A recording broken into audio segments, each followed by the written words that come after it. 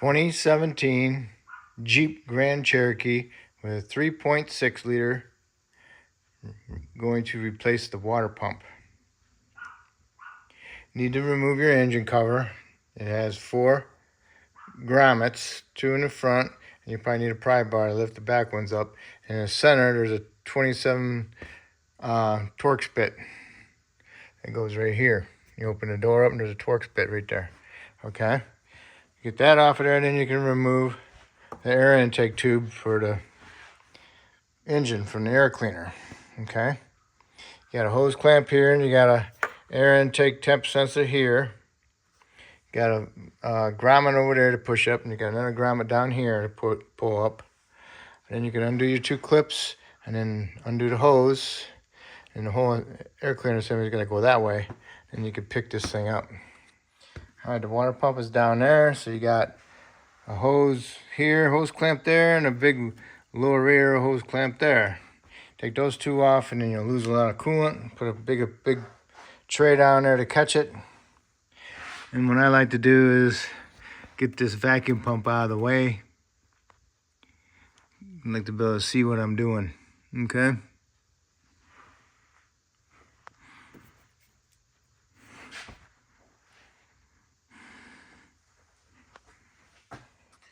Okay, I undid the vacuum line to it. It went to there. I removed the 2 bolts from underneath, 10 millimeter, and I flipped the pump up there. So now I can see the water pump a little bit more better. And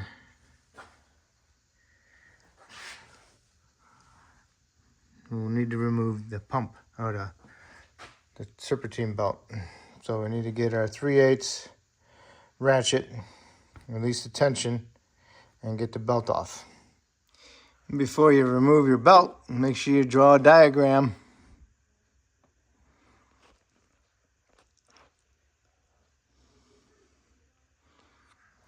So you want to remove this idler pulley that went right here, and that's a 13.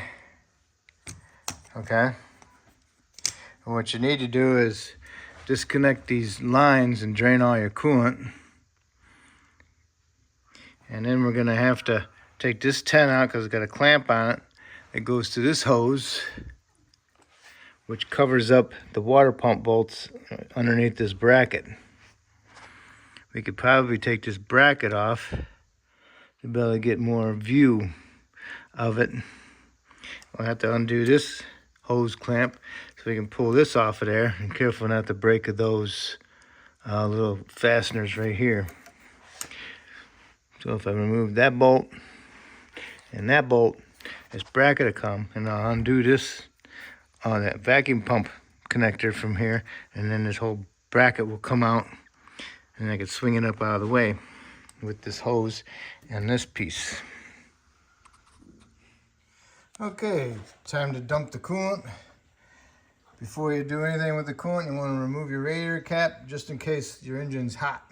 Okay, you don't want it blowing up on you when you take a hose off. Okay, so once you got the cap off, pressure's released, spray them down some penetrant, remove your clamps, get your little radiator tool, hose tool, and one of these, it gets inside there, you can work it around the hose. Work out pretty good. And then wiggle it back and forth and pull it off. Make sure you have a pan underneath. And that pump goes down and around, and it comes up and about. So we're gonna take this bracket off, take this clamp off, got a bolt there and a bolt there, 15 and a 15. Maybe it's a 16, who knows? Who knows with Chrysler or Jeep. Okay, I removed those 2 bolts, and those were a 16 millimeter, 5/8. Bracket is loose. Undid that clamp from the thermostat housing. Now this is kind of loose, hanging around. Now you can see the bolts for the water pump. 3 of them right there. It comes around. I don't have my new pump yet, so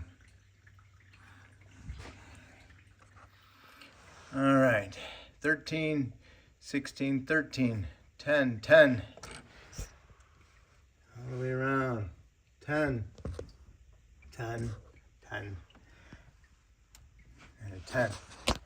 Now, down here I got a socket on it, and that one's a 10. And that's all your bolts. So it'd be 110, 210, 310, 410, 510, 610, 710. Okay? And 2 13s and a 16. And 810. Okay? Hidden. Yep. One down there hidden. Another one hidden right there. Alright. You got 2, 4, 6, 8. 8 10s, 2 13s, and 1 16. Pump should just pull right off. Which it did. And this is what it looks like.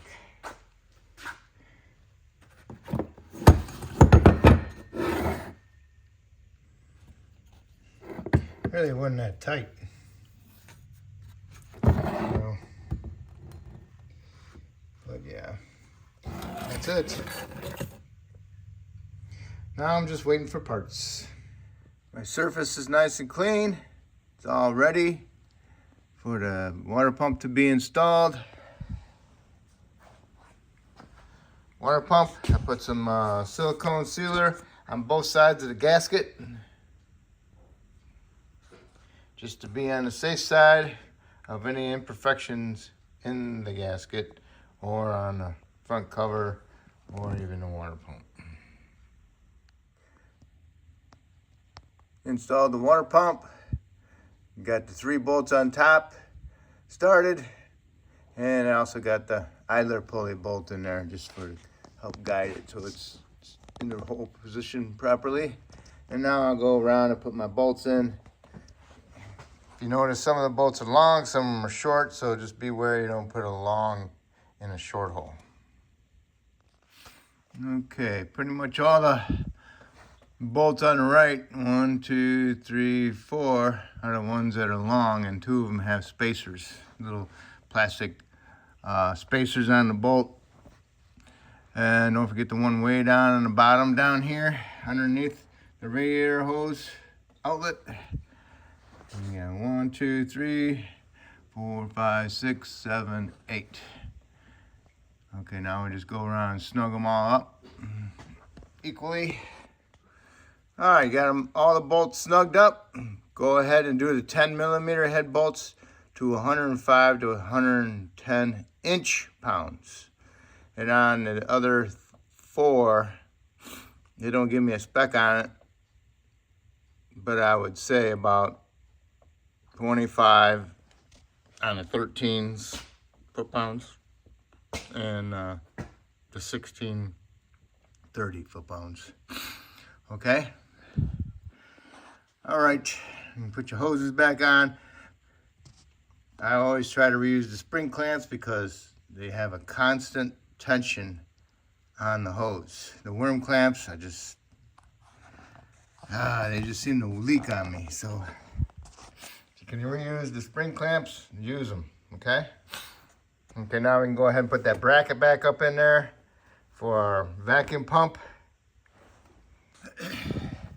Got the 16, 16, my 10, my hose. Make sure your clamp is out of the way when you're pushing the hose on, because otherwise it restricts you to push it on all the way, okay?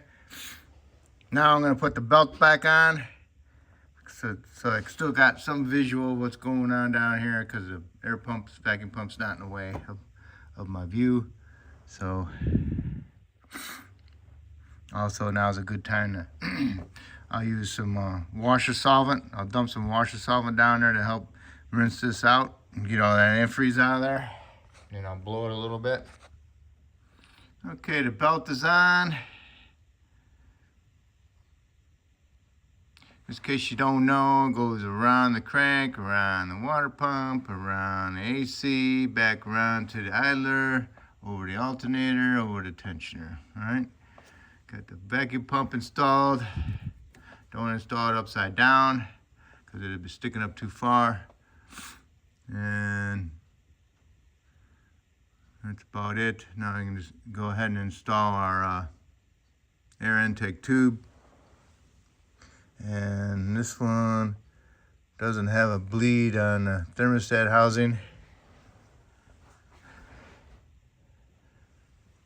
So that's different.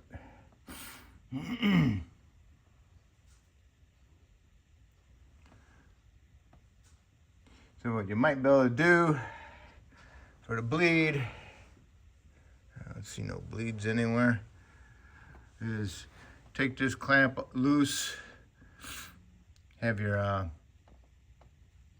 air intake tube over it, but have your air intake temp sensor plugged in, have the intake tube over here.